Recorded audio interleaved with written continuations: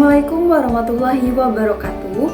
Halo semuanya, perkenalkan nama saya Petri Ulianda dengan NIM 2414 401002 dari kelas 1B Keperawatan Poltekkes Kemenkes Pangkal Pinang.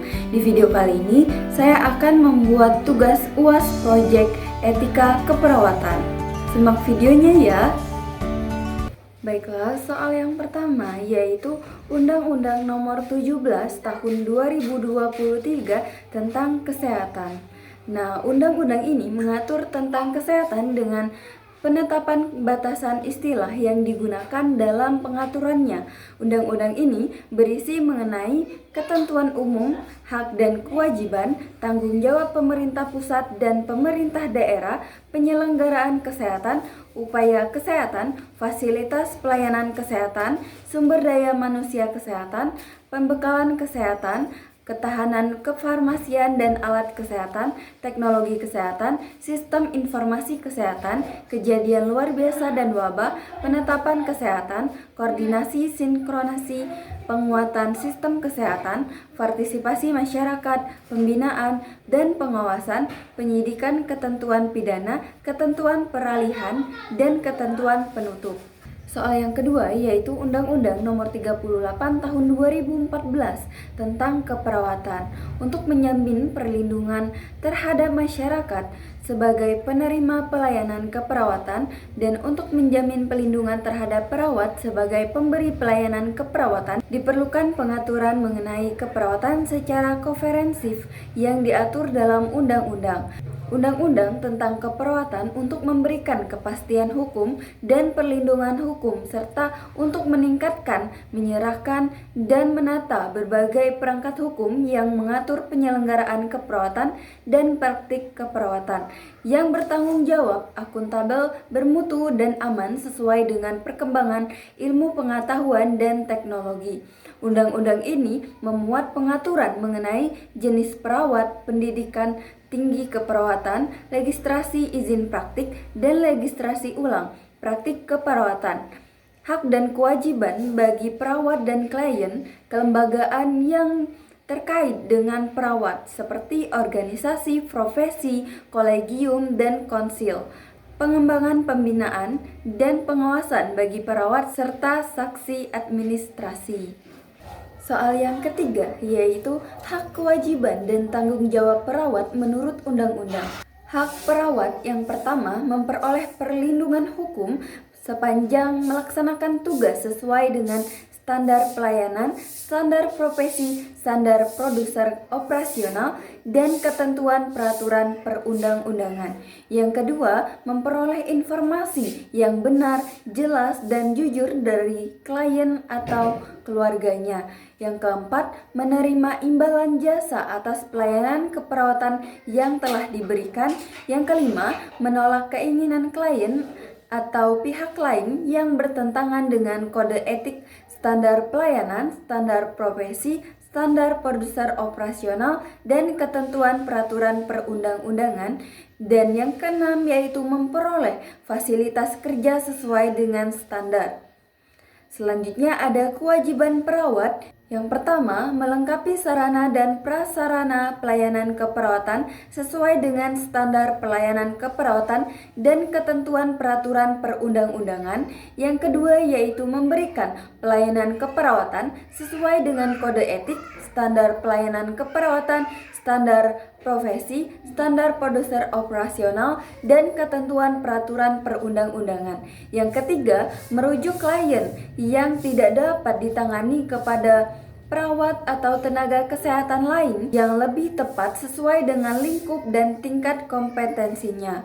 Yang keempat, mendokumentasi asuhan keperawatan sesuai dengan standar. Yang kelima, jelas dan mudah dimengerti mengenai tindakan keperawatan kepada klien atau keluarganya sesuai dengan batas kewenangannya. Yang keenam, melaksanakan tingkatan pelimpahan wewenang dari tenaga kesehatan lain yang sesuai dengan kompetensi perawat. Dan yang ketujuh yaitu melaksanakan penugasan khusus yang ditetapkan oleh pemerintah. Selanjutnya yaitu soal keempat, pengertian hukum kesehatan dan keperawatan. Hukum kesehatan adalah semua ketentuan hukum yang berhubungan langsung dengan pemeliharaan ataupun pelayanan kesehatan dan penerapannya, serta hak dan kewajiban baik dari perorangan dan segenap lapisan masyarakat sebagai penerima layanan kesehatan maupun sebagai penyelenggaraan pelayanan kesehatan dalam segala aspek organisasi, sarana, pedoman-pedoman medik, ilmu pengetahuan kesehatan dan hukum, serta sumber-sumber hukum lainnya. Kebutuhan hukum bagi perawat. Pengaturan ini juga merupakan pelaksanaan dari Mutual Recognition Agreement mengenai pelayanan jasa keperawatan di kawasan Asia Tenggara ini, memberikan peluang bagi perawat warga negara asing masuk ke Indonesia dan perawat Indonesia bekerja di luar negeri untuk ikut serta memberikan pelayanan kesehatan melalui praktik keperawatan. Selanjutnya yaitu soal nomor 5, tujuan pengaturan hukum pemeliharaan dan kesehatan. Hukum pemeliharaan dan kesehatan memiliki beberapa tujuan, diantaranya yang pertama, menjamin hak setiap individu untuk mendapatkan kesehatan yang optimal. Yang kedua, meningkatkan kualitas layanan kesehatan. Yang ketiga, mewujudkan masyarakat yang sehat. Yang keempat, meningkatkan kesadaran, kemauan, dan kemampuan masyarakat untuk hidup sehat. Selanjutnya, yaitu melindungi kepentingan pasien, mengembangkan kualitas profesi tenaga kesehatan, menertibkan pemecahan konflik, misalnya kelalaian penyelenggaraan pelayanan kesehatan. Dan yang terakhir, yaitu memajukan kesejahteraan bangsa. Soal nomor 6, pemahaman malpraktik dan kelalaian dalam praktik keperawatan. Kelalaian tidak sama dengan malpraktik, tetapi kelalaian termasuk dalam arti malpraktik. Artinya bahwa dalam malpraktik tidak selalu ada unsur kelalaian. Malpraktik lebih luas daripada kelalaian karena selain mencakup arti kelalaian, istilah malpraktik pun mencakup tindakan-tindakan yang dilakukan dengan sengaja dan pelanggar undang-undang. Kelalaian adalah melakukan sesuatu yang harusnya dilakukan pada tingkatan keilmuannya tetapi tidak dilakukan ataupun melakukan tindakan di bawah standar yang telah ditentukan. Kelalaian praktik keperawatan adalah seorang perawat tidak mempergunakan tingkat keterampilannya dan ilmu pengetahuan keperawatan yang lazim dipergunakan dalam merawat pasien. Selanjutnya yaitu ada malpraktik. Menurut Ellis dan Harris, tahun 1998 mengungkapkan bahwa malpraktik merupakan batasan dan spesifik dari kelalaian atau negligence yang ditunjukkan pada seseorang yang telah terlatih atau berpendidikan yang menunjukkan kinerjanya sesuai bidang tugas ataupun pekerjaannya. Jadi, malpraktik lebih spesifik dan berkaitan dengan status profesional seseorang, misalnya perawat, dokter, ataupun penasihat. Soal yang ketujuh yaitu faktor yang mempengaruhi malpraktik dan kelalaian dalam praktik konferensi. Yang pertama yaitu kurangnya kehati-hatian, yang kedua kesengajaan yang tidak dikehendaki, yang ketiga ceroboh, yang keempat kurangnya pengetahuan dan pengalaman, yang kelima tidak menjalankan standar produser operasional, yang keenam kondisi fisik yang capek ataupun kelelahan, yang ketujuh kurang cermat atau tidak teliti pada penanganan gawat darurat, kurang memahami ilmu di bidang kesehatan yang semakin berkembang. Soal yang kedelapan, perawat sebagai advokat klien. Perawat sebagai advokat klien memberikan informasi kepada pasien, menjadi mediator, melindungi pasien, memberikan saran kepada pasien tentang pengobatan dan proses kesembuhan, bantu menghubungkan pasien dengan bantuan keuangan, mengembangkan kesadaran akan sumber daya masyarakat seperti transformasi, bantuan keuangan, dan jaringan dokumen. Soal yang terakhir yaitu nomor 9, tanggung jawab dan tanggung jawab dalam praktik perawatan profesional. Nah, sebagai perawat yang profesional, tanggung jawab perawat berarti keadaan yang dapat dipercaya dan dipercaya. Sebutan ini menunjukkan bahwa perawat profesional menampilkan kinerja secara hati-hati, teliti, dan kegiatan perawat dilaporkan secara jujur. Klien merasa yakin bahwa perawat bertanggung jawab dan memiliki kemampuan, pengetahuan, dan keahlian yang relevan dengan disiplin ilmunya. Nah, jenis-jenis tanggung jawab perawat yang pertama, tanggung jawab utama terhadap Tuhannya. Dalam sudut pandang etik normatif, tanggung jawab perawat yang paling utama adalah tanggung jawab dihadapkan Tuhannya. Sesungguhnya penglihatan, pendengaran, dan hati akan dimintai pertanggungjawaban di hadapan Tuhan.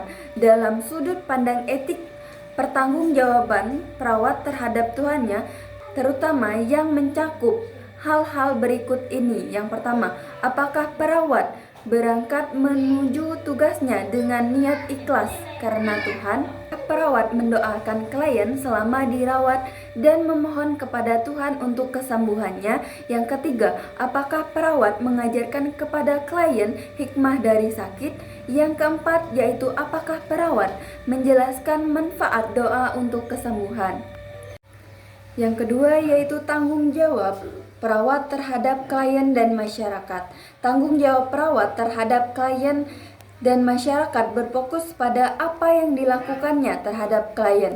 Contoh, bentuk tanggung jawab perawat terhadap klien: mengenal kondisi klien, merawat klien selama jam dinas, tanggung jawab dalam mendokumentasi, menjaga keselamatan klien, bertanggung jawab bila terjadi penurunan kondisi klien, dan sebagainya. Nah, yang ketiga ada tanggung jawab terhadap rekan sejawat dan atasan. Ada beberapa hal yang berkaitan dengan tanggung jawab perawat terhadap rekan sejawat ataupun atasan. Di antaranya adalah sebagai berikut. Yang pertama, membuat pencatatan yang lengkap atau mendokumentasi tentang kapan melakukan tindakan. Yang kedua, mengajarkan pengetahuan perawat terhadap perawat lain yang belum mampu atau belum mahir melakukannya. Yang ketiga, memberikan teguran bila rekan sejawat melakukan kesalahan atau menyalahi standar. Selanjutnya yaitu memberikan kesaksian di pengadilan tentang suatu kasus yang dialami klien. Yang keempat yaitu tanggung jawab terhadap profesi. Berikut adalah tanggung jawab terhadap profesi. Yang pertama, perawat bertanggung jawab dalam upaya untuk meningkatkan kemampuan profesionalnya secara individu maupun per kelompok melalui penambahan ilmu pengetahuan, keterampilan, dan pengalaman. Yang kedua, perawat bertanggung jawab dalam menjunjung tinggi nama baik profesi keperawatan dengan menunjukkan sikap dan pribadi yang terpuji. Yang ketiga yaitu perawat bertanggung jawab dalam menentukan pelayanan keperawatan yang profesional dan menetapkannya dalam kegiatan pelayanan keperawatan. Yang keempat yaitu perawat bertanggung jawab secara bersama membina dan memelihara mutu organisasi profesi keperawatan sebagai sarana pengabdian. Yang kelima yaitu tanggung jawab terhadap negara. Berikut adalah tanggung jawab perawat terhadap negara. Yang pertama, perawat bertanggung jawab dalam melaksanakan ketentuan yang telah digariskan oleh pemerintah dalam bidang kesehatan dan keperawatan. Yang kedua, perawat bertanggung jawab dalam melaksanakan peran aktif penyumbangan pikiran kepada pemerintah dan meningkatkan pelayanan kesehatan dan keperawatan kepada masyarakat. Yang keenam yaitu tanggung jawab perawat terhadap tugas. Perawat memelihara mutu pelayanan keperawatan yang tinggi disertai kejujuran profesional dalam menerapkan pengetahuan serta keterampilan keperawatan sesuai dengan kebutuhan individu, keluarga, dan masyarakat. Perawat wajib merahasiakan segala sesuatu yang diketahuinya sehubungan dengan tugas yang dipercayakan kepadanya, kecuali jika diperlukan oleh pihak yang berwenang sesuai dengan ketentuan hukum yang berlaku. Perawat tidak akan menggunakan pengetahuan dan keterampilan keperawatan yang dimilikinya untuk tujuan yang bertentangan dengan norma-norma kemanusiaan. Selanjutnya, Perawat dalam menunaikan tugas dan kewajibannya senantiasa berusaha dengan penuh kesadaran agar tidak terpengaruh oleh pertimbangan kebangsaan, kesukuan, warna kulit, umur, jenis kelamin, aliran politik, agama yang dianut, dan kedudukan sosial. Lalu perawat mengutamakan perlindungan dan keselamatan pasien atau klien dalam melaksanakan tugas keperawatannya serta matang dalam mempertimbangkan kemampuan jika menerima atau menggali tugasnya, tanggung jawab yang ada hubungannya dengan keperawatan. Baiklah, sekian dari tugas video UAS Project Etika Keperawatan saya. Mohon maaf bila ada kekurangan ataupun kesalahan dalam penyampaian video. Saya akhiri. Wassalamualaikum warahmatullahi wabarakatuh.